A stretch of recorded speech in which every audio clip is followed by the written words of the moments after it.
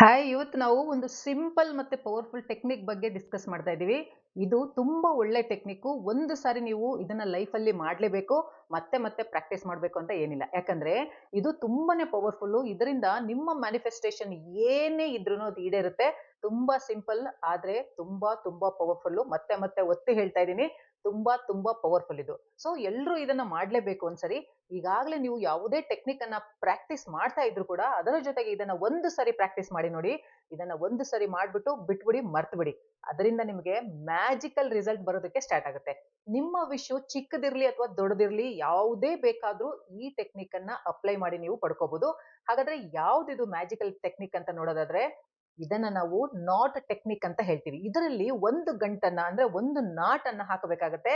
ನಿಮ್ಮ ವಿಶು ಪೂರ ಆದ್ಮೇಲೆ ಆ ಗಂಟನ್ನ ಓಪನ್ ಮಾಡ್ಬೇಕಾಗತ್ತೆ. ಹಾಗಾದ್ರೆ ಇದನ್ನ ಹೇಗೆ ಮಾಡೋದು ಅಂತ ನೋಡೋದಾದ್ರೆ, ಒಂದು ಹೊಸ ಬಟ್ಟೆನ ನೀವು ತಗೋಬೇಕು. ಒಂದು ಹೊಸ ಬಟ್ಟೆ, ಈ ರೀತಿ ಒಂದು ಹೊಸ ಬಟ್ಟೆ ಅಥವಾ ಒಂದು ಕರ್ಚಿಫ್ ಅನ್ನ ತಗೋಬೇಕು ನೀವು. ಯಾವುದೇ ಕಲರ್ ಆದ್ರೂ ಪರವಾಗಿಲ್ಲ, ಬ್ಲ್ಯಾಕ್ ಕಲರ್ ಮಾತ್ರ ಯಾವ ಕಾರಣಕ್ಕೂ ತಗೋಬೇಡಿ. ಎಸ್ಪೆಷಲಿ ವೈಟ್ ಕಲರ್ ತಗೊಳ್ಳಿ. ಇದು ತುಂಬಾ ತುಂಬಾ ಪವರ್ಫುಲ್. ವೈಟ್ ಕಲರ್ ಸಿಕ್ಕಿಲ್ಲ ಅಂದ್ರೆ ಬೇರೆ ಯಾವ್ದಾದ್ರು ಕಲರ್ ತಗೊಳ್ಳಿ. ಆದ್ರೆ ಹೊಸ ಬಟ್ಟೆನೆ ತಗೋಬೇಕು, ಬ್ಲ್ಯಾಕ್ ಅನ್ನ ತಗೋಬಾರ್ದು. ವೈಟ್ ಬಟ್ಟೆಯ ನಂತರ ನಮಗೆ ಬೇಕಾಗಿರೋದು ದುಡ್ಡು ಅಂದ್ರೆ ಹಣ. 11 ರೂಪಾಯಿ ಅಥವಾ 21 ರೂಪಾಯಿ ಅಥವಾ 101 ರೂಪಾಯಿ, 501 ರೂಪಾಯಿ, 1001 ರೂಪಾಯಿ, ಹೀಗೆ ನೀವೆಷ್ಟು ಹಾಕ್ತಿರೋ ನಿಮ್ಮ ಶಕ್ತಿಯ ಅನುಸಾರ ಅದರ ಮೇಲೆ 1 ರೂಪಾಯಿ ಎಕ್ಸ್ಟ್ರಾ ತಗೋಬೇಕು. ಇದನ್ನ ಶಗುನ ಅಂತ ಹೇಳ್ತೀವಿ ನಾವು.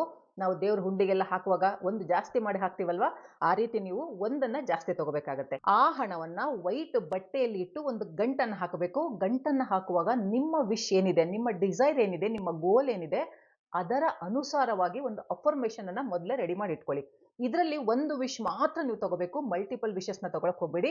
ನಿಮಗೆ ಸದ್ಯಕ್ಕೆ ಏನು ತುಂಬಾ ಇಂಪಾರ್ಟೆಂಟ್ ಅನ್ನಿಸ್ತಾ ಇದೆಯೋ, ಅದೇನು ಪ್ರಮುಖ ಅಂತ ಅನಿಸ್ತಿದ್ಯೋ, ಆ ಒಂದು ಮುಖ್ಯವಾದ ಒಂದು ಅಫರ್ಮೇಷನ್ ಅನ್ನ ನೀವು ರೆಡಿ ಮಾಡ್ಕೊಳ್ಳಿ.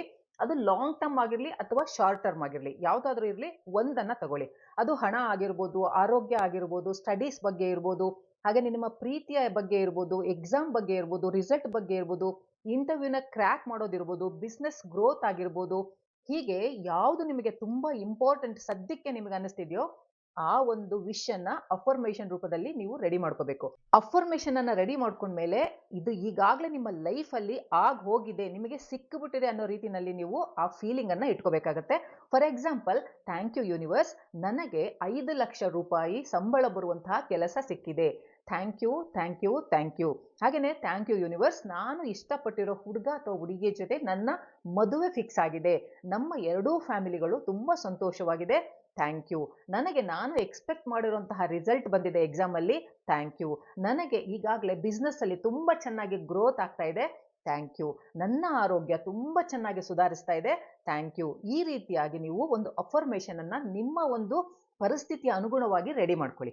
ಈಗಾಗಲೇ ನಿಮಗೆ ಆ ಒಂದು ವಿಶ್ ಪೂರೈಸಿದೆ ಅನ್ನೋ ರೀತಿಯಲ್ಲಿ ಅಫರ್ಮೇಷನ್ ರೆಡಿ ಆದ್ಮೇಲೆ ಒಂದು ಬಟ್ಟೆಯನ್ನ, ಒಂದು ಕರ್ಚಿಫ್ ಅಥವಾ ಒಂದು ಹೊಸ ಬಟ್ಟೆ, ವೈಟ್ ಬಟ್ಟೆ ಅಥವಾ ಯಾವುದೇ ಬೇರೆ ಕಲರ್ ಬಟ್ಟೆಯನ್ನ ತೆಗೆದುಕೊಂಡು ಈ 11 ರೂಪಾಯಿ ಅಥವಾ ನಿಮ್ಮ ಶಕ್ತಿ ಅನುಸಾರ ನೀವೆಷ್ಟು ಇಡಬೇಕು ಅಂತಿರ್ತೀರೋ ಅಷ್ಟು ದುಡ್ಡನ್ನ ಇದರಲ್ಲಿ ಇಟ್ಟುಬಿಟ್ಟು ಇದನ್ನ ಹೀಗೆ ಫೋಲ್ಡ್ ಮಾಡಿ, ಹಿಂಗೆ ಉದ್ದಕ್ಕೆ ಹಿಂಗೆ ಫೋಲ್ಡ್ ಮಾಡಿ ಇದನ್ನ ಗಂಟನ್ನ ಹಾಕಬೇಕು. ಈ ರೀತಿ ಗಂಟನ್ನ ಹಾಕುವಾಗ ನೀವು ನಿಮ್ಮ ಒಂದು ವಿಶ್ ಅನ್ನ ವಿಜುವಲೈಸ್ ಮಾಡಬೇಕು. ಈ ರೀತಿ ಒಂದು ಗಂಟನ್ನ ಹಾಕಬೇಕು. ಗಂಟನ್ನ ಹಾಕುವಾಗ ನಿಮ್ಮ ವಿಶ್ ಅನ್ನ ನೀವು ವಿಜುವಲೈಸ್ ಮಾಡಬೇಕು. ಹಾಗೇನೆ ನಿಮ್ಮ ಒಂದು ಅಫರ್ಮೇಷನ್ ಅನ್ನ 11 ಸಾರಿ ಬಾಯಿ ಬಿಟ್ಟು ಹೇಳ್ಕೊಳ್ಳಿ. ಅಥವಾ ಬೇರೆಯವ್ರು ಯಾರು ಇದ್ದಾರೆ, ನನ್ನ ಅಫರ್ಮೇಷನ್ ಯಾರಿಗೂ ಗೊತ್ತಾಗಬಾರ್ದು ಅಂದ್ರೆ ನಿಮ್ಮ ಮನಸ್ಸಲ್ಲಿ ಅದನ್ನ 11 ಸಾರಿ ನೀವು ಹೇಳ್ಕೋಬೇಕಾಗತ್ತೆ. ಹೇಳ್ಕೊಳ್ಳುವಾಗ ಭಗವಂತನ ಮೇಲೆ, ಆ ಬ್ರಹ್ಮಾಂಡದ ಶಕ್ತಿಯ ಮೇಲೆ ಅಪಾರವಾದ ನಂಬಿಕೆಯನ್ನ ಇಟ್ಕೋಬೇಕು. ಆ ಒಂದು ಫೀಲಿಂಗ್ಸು, ಎಮೋಷನ್ಸು ಈಗಾಗಲೇ ಆಗೋಗಿದೆ ಅನ್ನೋ ಒಂದು ನಿಮ್ಮ ಒಂದು ಎಮೋಷನ್ಸ್ ಇದೆಯಲ್ಲ, ಆ ಒಂದು ಎಕ್ಸೈಟ್ಮೆಂಟ್ ನಿಮ್ಮ ಅಫರ್ಮೇಷನ್ ಅಲ್ಲಿ ಕಾಣಿಸ್ಬೇಕು. ಅದೇ ತರ ವೈಬ್ರೇಷನ್ಸ್ ಕೂಡ ಇರಬೇಕು. ಈಗ ವಿಜುವಲೈಸ್ ಮಾಡ್ತಾ ನಿಮ್ಮ ಅಫರ್ಮೇಷನ್ ಅನ್ನ ಹೇಳ್ತಾ ಗಂಟನ್ನ ಹಾಕಿದ್ಮೇಲೆ ಈ ಒಂದು ಬಟ್ಟೆಯನ್ನ ಅಥವಾ ಈ ಒಂದು ಕರ್ಚಿಫ್ ಅನ್ನ ಯಾರ ಕಣ್ಣಿಗೂ ಕಾಣದ ಹಾಗೆ ನೀವು ಇಡ್ಬೇಕಾಗತ್ತೆ.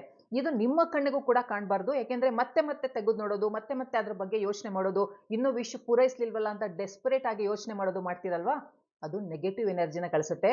ಆಗ ನಿಮ್ಮ ಒಂದು ವಿಶ್, ನಿಮ್ಮ ಒಂದು ಮ್ಯಾನಿಫೆಸ್ಟೇಷನ್ ನೆಗೆಟಿವ್ ಎಫೆಕ್ಟ್ ಕೊಡೋದಕ್ಕೆ ಶುರು ಆಗುತ್ತೆ. ಹಾಗಾಗಿ ಇದನ್ನ ಯಾರ ಕಣ್ಣಿಗೂ ಕಾಣಿಸ್ದಂಗೆ, ನಿಮ್ಮ ಕಣ್ಣಿಗೂ ನಿಮ್ಮ ಕೈಗೂ ಸಿಗದಂಗೆ ಇದನ್ನ ಜೋಪಾನವಾಗಿ ಎಲ್ಲಾದ್ರೂ ಒಂದು ಕಡೆಗೆ ಇಟ್ಟುಬಿಡಿ. ಅದ್ರ ಬಗ್ಗೆ ನೀವು ಮರ್ತು ಬಿಡಬೇಕು. ನಂತರ ಕೆಲವೇ ದಿನಗಳಲ್ಲಿ ನೋಡಿ, ಮಿರಾಕ್ಯುಲಸ್ ಆಗಿ ನಿಮ್ಮ ವಿಶ್ ಫುಲ್ಫಿಲ್ ಆಗೋದಕ್ಕೆ ಶುರು ಆಗುತ್ತೆ. ನಾವು ಅನ್ಎಕ್ಸ್ಪೆಕ್ಟೆಡ್ ಆಗಿ ರಿಸಲ್ಟ್ಸ್ನ ನೋಡ್ತಾ ಹೋಗ್ತೀವಿ. ನಮಗೆ ಗೊತ್ತಾಗಲ್ಲ, ಓ ನಾನು ಅದನ್ನ ಯೋಚನೆ ಮಾಡಿ ನಾನು ವಿಶ್ ಮಾಡಿದ್ದೆ ಅಲ್ವಾ, ಈಗ ಅದು ಆಗೋಗಿದೆ ಅಲ್ವಾ ಅಂತ ನಿಮಗೆ ಅನ್ಸೋದಕ್ಕೆ ಶುರು ಮಾಡುತ್ತೆ. ಇದು ಹೊಸದಂತೂ ಅಲ್ಲ ಟೆಕ್ನಿಕ್ಕು, ತುಂಬಾ ಹಳೆದು. ನಮ್ಮ ಹಿರಿಯರು ಇದನ್ನ ಮುಡುಪಿಡೋದು ಅಂತ ನೀವು ಮಾಡ್ತಾ ಇದ್ರು, ನಿಮಗೆ ಗೊತ್ತಿರ್ಬೋದು ಅಥವಾ ನಿಮ್ಗೆ ಈಗಿನ ಜನರೇಷನ್ ಗೊತ್ತಿಲ್ಲದಲೇ ಇರ್ಬೋದು. ನಮ್ಮ ಹಿರಿಯರು ಇದನ್ನ ಮುಡುಪಿಡೋದು ಅಂತ ಮಾಡ್ತಾ ಇದ್ರು. ದೇವರ ಹೆಸರಲ್ಲಿ ಒಂದ್ ಸ್ವಲ್ಪ ದುಡ್ಡನ್ನ ಹಾಕಿ ಅದನ್ನ ಕಟ್ಟಿಬಿಟ್ಟು ಇಡ್ತಾ ಇದ್ರು. ಆ ಇಚ್ಛೆ ಪೂರೈಸಿದ ಮೇಲೆ ಆ ದುಡ್ಡನ್ನ ಅವರು ದೇವರಿಗೆ ಸಮರ್ಪಿಸ್ತಾ ಇದ್ರು.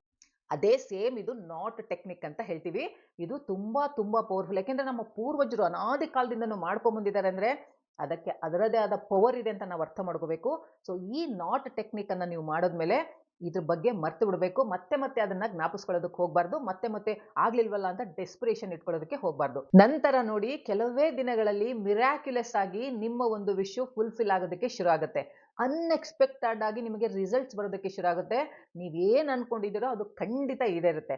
ಆ ವಿಶ್ ಪೂರೈಸಿದ ಮೇಲೆ, ಅಂದ್ರೆ ನಿಮ್ಮ ಆಸೆ ಈಡೇರಿದೆ, ನಿಮಗೆ ಏನ್ ಬೇಕೋ ಅದು ಸಿಕ್ಕಿದೆ ಅಂತ ನಿಮಗೆ ಅನ್ಸಿದ ಮೇಲೆ ಈ ಬಟ್ಟೆಯನ್ನ ತೆಗೆದು ಈ ಗಂಟನ್ನ ಬಿಚ್ಚಿ ಇದರಲ್ಲಿರೋ ದುಡ್ಡನ್ನ ನೀವು ನಂಬುವಂತಹ, ನೀವು ಪೂಜಿಸುವಂತಹ, ಆರಾಧಿಸುವಂತಹ ದೇವರಿಗೆ ಇದನ್ನ ಅರ್ಪಿಸ್ಬಿಡಿ.